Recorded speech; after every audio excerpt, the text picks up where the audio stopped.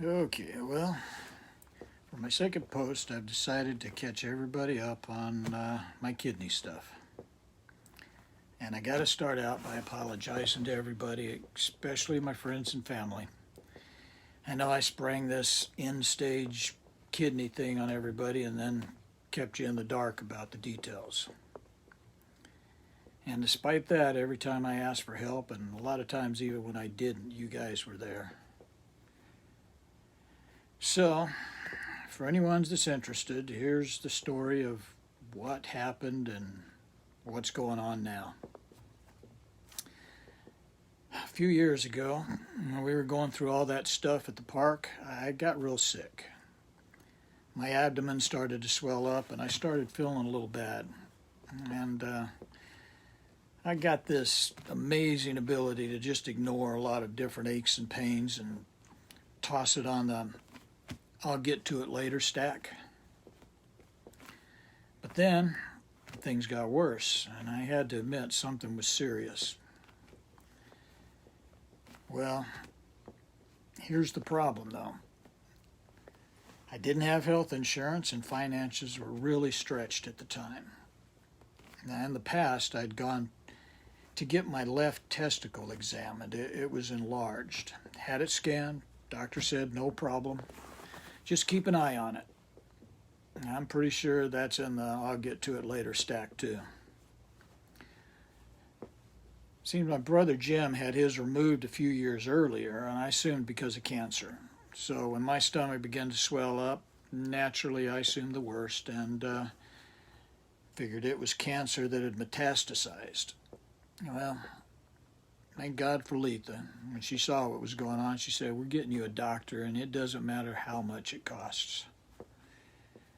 Now, you got to realize I'm a new patient with no insurance, so just finding a doctor was the first problem. And then once you found one, the wait time was like in weeks.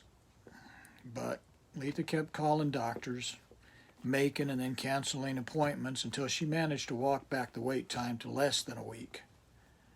You got to remember, this was COVID season. When the doctor saw me, he ordered an ultrasound, then got me in to see a urologist the next day. Now, the urologist, he stuck a hose through my penis and into my bladder and drained it, then strapped a bag to my leg, inflated a balloon inside my abdomen so that the hose wouldn't fall out of my dick, and attached the other end of the bag, or other end of the hose, to a drain bag. And he said, that should hold you until we can get you into surgery and clear up that blockage. He had my kidneys scanned and said they looked pretty beat up, but they didn't have any irregularities that might be cancer. So, man, were we thrilled about that. But by now, my whole system felt like it had been poisoned. And I had to wear that damn bag for what seemed like months, even though it was probably just weeks. I remember crawling under Unit 22 when the sewer line broke open with that bag strapped to my leg, and that was after digging my way through the snow and sliding in under the trailer on my belly. I had to go a few times and get the tube pulled out and a new one put in. But I got to admit, it did the job. I wore that bag discreetly under my jeans and drained it regularly. I started feeling better, and the bag just became a fact of life. But the problem was that after soaking in urine for so long, my kidneys were shot. They're the filters that all the blood passes through, and then they scrub out the waste products. That way they keep the blood chemistry in balance, and when the filters aren't working, then the blood becomes polluted. My doctor ran me through several blood draws, and when he ran the numbers, my GFU, it's what they call the glomerular flow rate, was at stage 4 and hovering at stage 5, the one where your only options is either dialysis or transplant.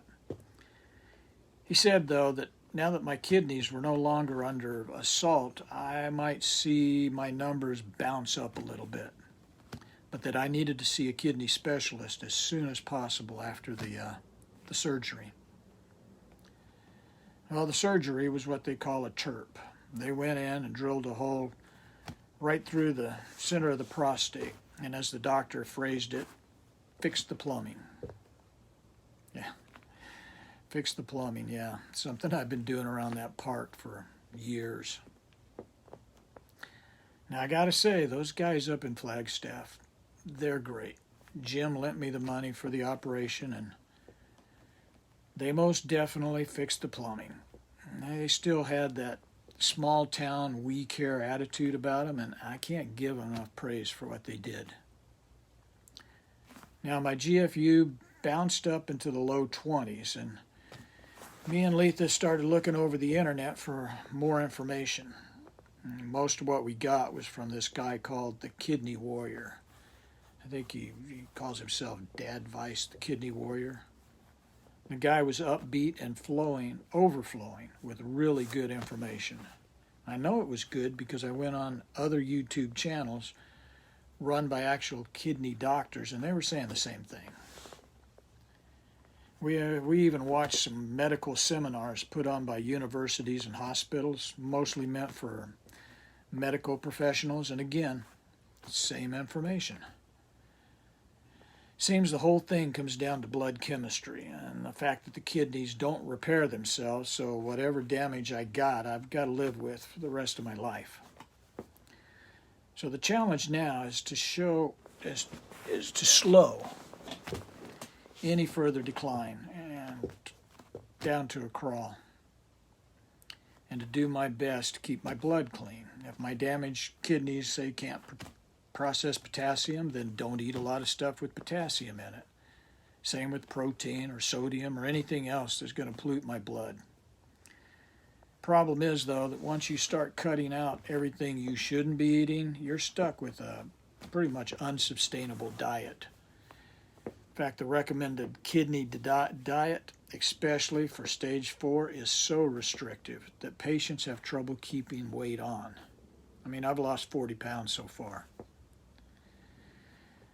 Once we got back to Phoenix, I put off seeing a kidney specialist because, again, same reasons. No insurance, and because of the thief, absolutely no money. And Letha to the rescue again. Me and her got all our finances in the best condition possible, and then I got set up on Medicare. Now, man, is that an adventure.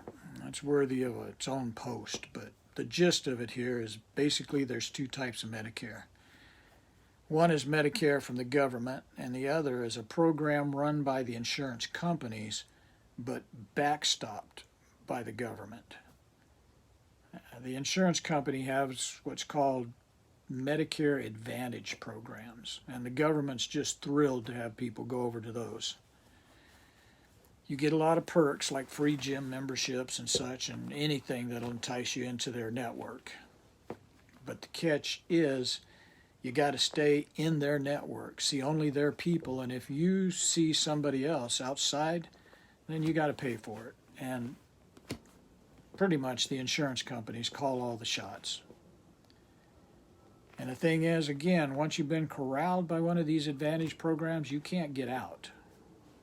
Now me, I've decided to stay on the outside of the corral for at least now. It cost me $100 a month, but I could see any doctor I want in any city or state. He's just got to take Medicare. And as I found out, he's got to take Medicare assignment, which means he won't mark up the price above what Medicare will pay. A lot of doctors are doing that, and now, surprise, surprise, again, the patient gets an unexpected bill for the overage. My doctor ordered $500 worth of tests during one of my blood draws that I would have had to pay for out of pocket if I hadn't asked the phlebotomist to check out exactly what Medicare would cover. And the thing is, I'm not happy being on the outside of the corral. Once a year I can go in, but once you're in the Advantage corral, you can't get out and go back to regular Medicare, even if they start raising the prices and adding restrictions. So anyway, once I got Medicare, I started seeing me some doctors. besides the kidney guy, I got me a general. And the first thing the general did was write me a prescription for a drug called Forxiga.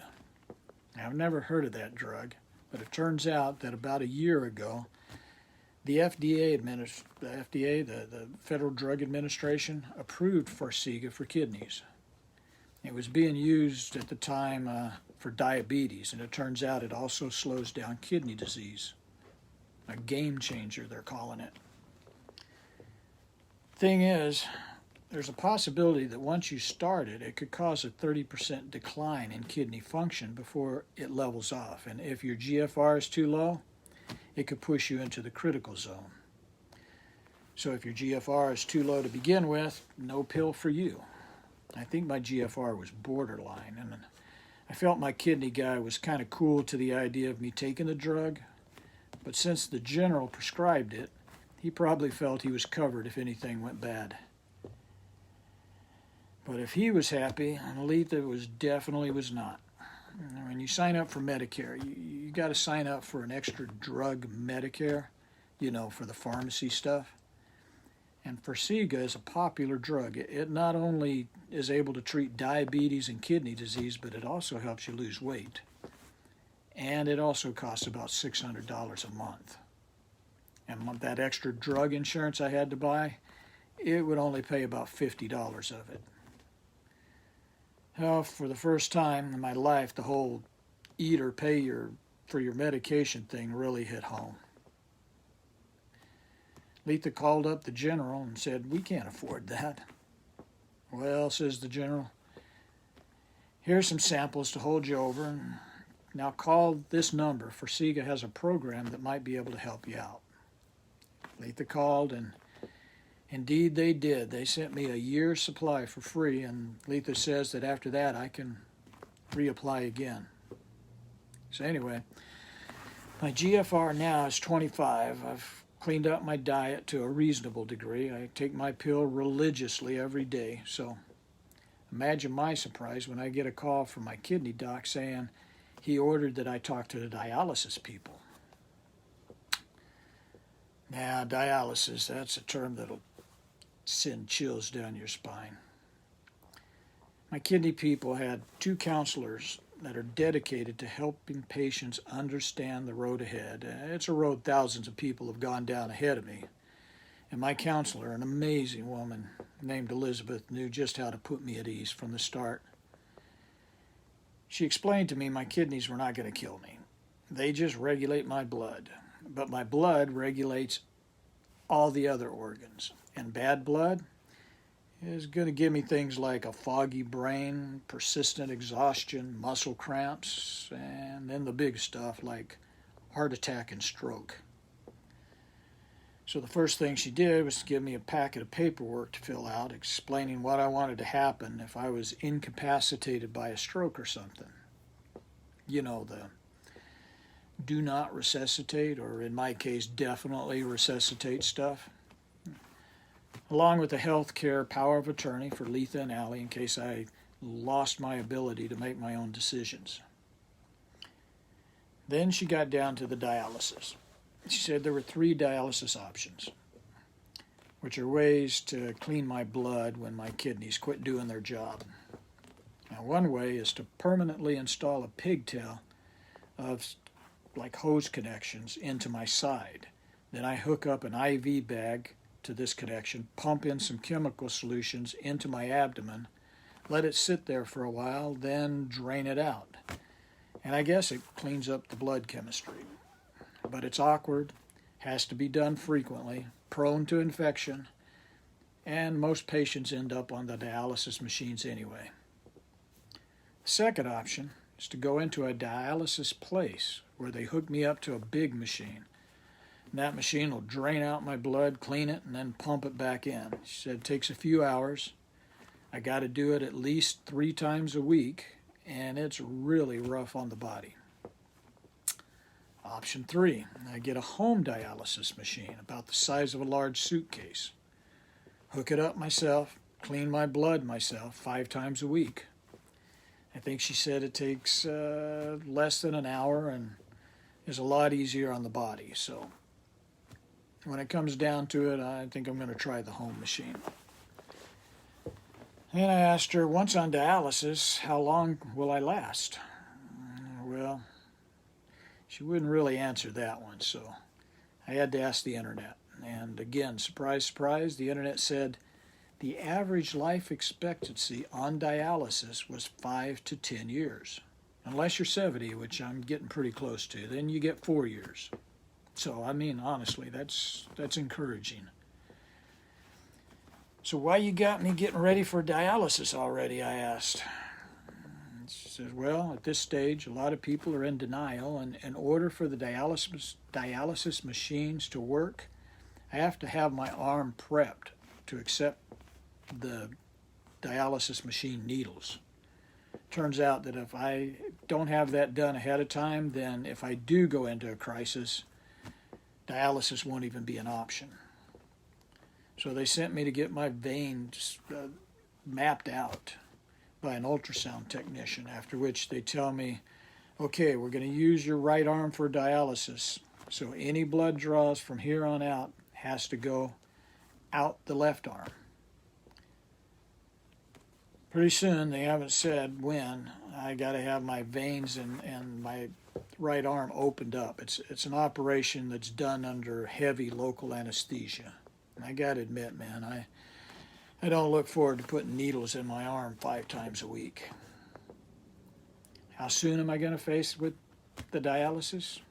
Well, that depends on those blood draw numbers. I'll start posting the results, so if anyone's interested, they can see if they're going up or down or holding steady, along with an explanation as to what they all mean. I won't even be a candidate for dialysis until my GFU drops below 20. As long as I can keep working, I'll be able to cover the bills and hold off the debt collectors and not touch the beat the thief refi fund. If things go south, however, and I'm unable to work, then the only thing I've got is about $700 from a month from Social Security. But like I said, chronic kidney disease, even at my late stage, appears to be a slow, grinding disease, which means I probably got 5 years and maybe a lot more. Unfortunately, this is not the country you want to live in if you're sick, poor, and elderly. But again, I got to stress, I got family. Something a lot of other people in my situation don't have. I mean, when my brother Rob heard about my situation, he immediately offered me one of his kidneys. One of Letha's elderly relatives in Washington offered me one of hers. And my 23-year-old daughter told me, yeah, she's got a spare I can have. I mean, I've been offered emotional and financial support from almost every member of my family, and Letha's been doing her best to shield me from any unnecessary stress, which is also a kidney killer. Now, at my age, I'm not going to take someone else's kidney, though I do appreciate the offer. And until we beat the thief, I'll just continue to exist in a high-stress environment. So the best I can do at this point is to live as healthy a lifestyle as my self-discipline will allow. Keep a close eye on my blood chemistry numbers, and that's it. That's all the info I've got right now as of August 2023. And I am, despite everything, optimistic that things will work out in the end. Again, I got to apologize to everyone and thank you for the support everyone's been giving me in Letha, and I'll keep anyone interested updated on what's going on. Thank you.